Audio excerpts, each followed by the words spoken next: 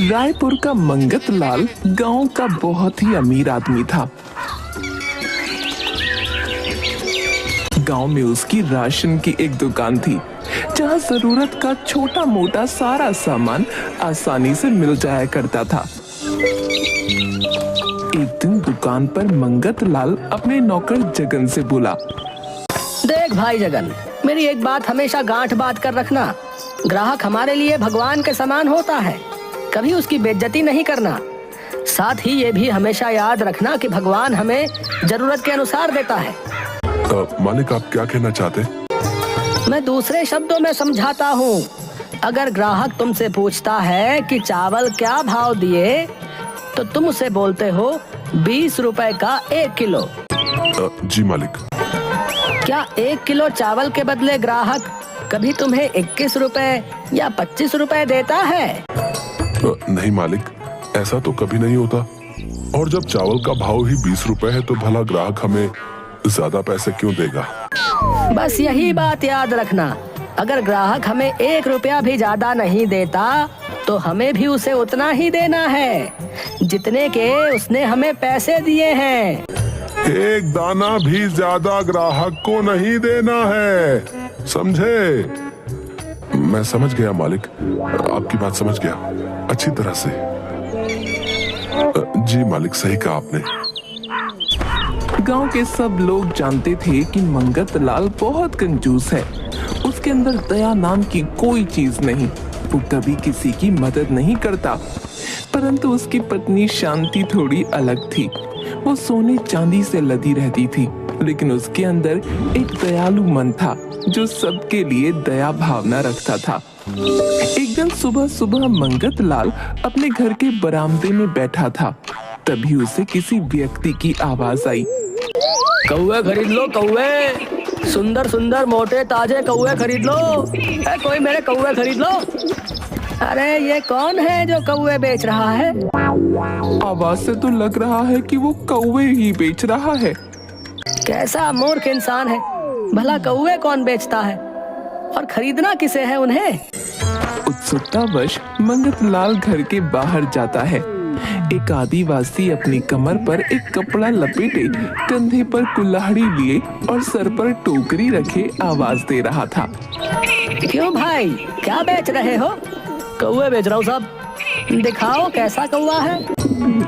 आदिवासी अपना टोकरा चबूतरे पर रखकर मुस्कुराता हुआ बोला। मंगत लाल की आंखें खुली की खुली रह गईं।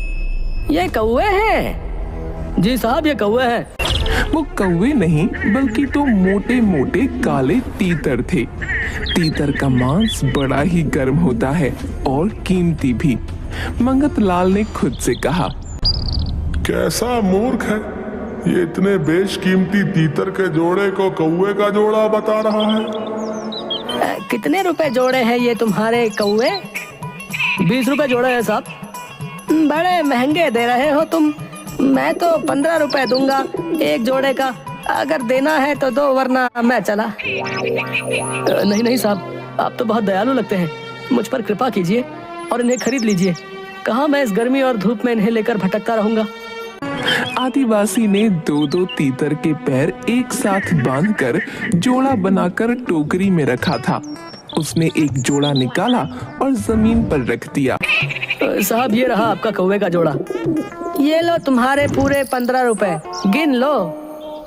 आपका बहुत बहुत धन्यवाद साहब, आप बड़े ही अच्छे हैं और दयावान भी।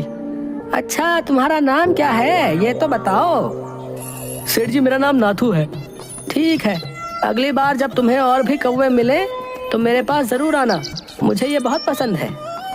जरूर साहब, अब मैं जब भी इधर आऊंगा तो आपके पास जरूर आऊंगा। नाथू चला गया और मंगत लाल अपने किए सौदे पर इतराते हुए अपनी पत्नी को तीतर दिखाता है। अरे, इतने मोटे ताजे तीतर यहाँ कौन रख गया है? वही जो कौवे बेच रहा था। कौवे बेचने वाले के पास तीतर भी थे? हाँ, वो बड़ा ही मूर्ख था। इस कीमती तीतर को कौवे के भाव बेच रहा था। क्या भाव दिया उसने तीतर? 15 रुपए जोड़ा। शांति की आंखें फटी की फटी रह गईं। क्या कहा? 15 रुपए जोड़ा? ये इतने मोटे ताजे तीतर तुम्हें 15 रुपए में मिले हैं? हाँ, वो बड़ा ही मूर्ख था, उसने ये कीमती तीतर 15 रुपए में दे दिए। शांति शाकाहारी थी, इसलिए मंगत लाल ने अपने मित्र को दावत पर बुलाया और बाहर बरामदे में तीतर को बनाकर दोनों दोस्तों ने खा लिया।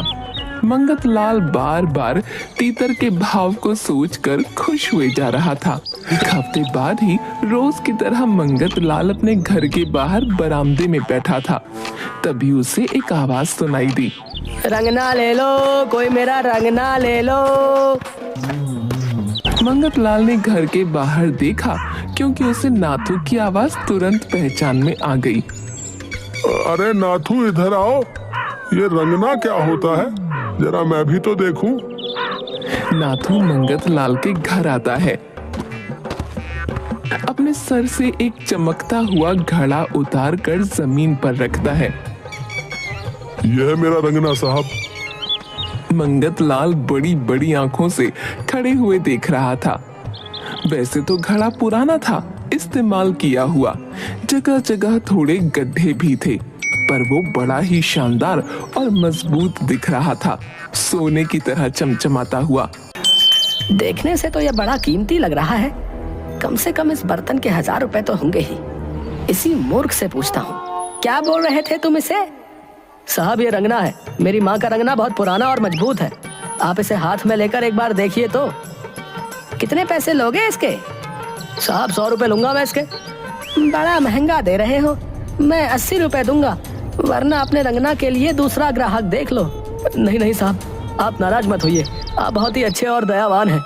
आप आखिरी बार बताइए कितना देंगे? मैं तो 80 ही रुपए दूंगा, 1 रुपया भी ज्यादा नहीं दूंगा उससे। ठीक है साहब, आप भले आदमी हैं, इसलिए मैं आपसे ज्यादा मोल भाव नहीं करूंगा। ये मेरी माँ का रंगना आपका हुआ और मुझे 80 रुपए दे दीजिए।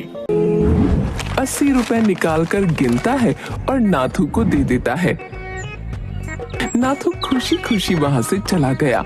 मंगत लाल रंगना लेकर घर के अंदर जाता है और शांति को सारी बात बताता है और खूब हंसता है। बड़ा ही मूर्ख किस्म का आदिवासी है ये है? 1000 रुपए का बर्तन मुझे 80 रुपए में देकर चला गया। सच कह रहे हैं आप, ये बर्तन बहुत ही कीमती है। इस सौदे में तो आपको कौड़ियों के भाव में मोती मिल गए, इसमें कोई कमी नहीं है। जो भी रंगना देखता वो उसकी तारीफ किए बिना नहीं रह पाता।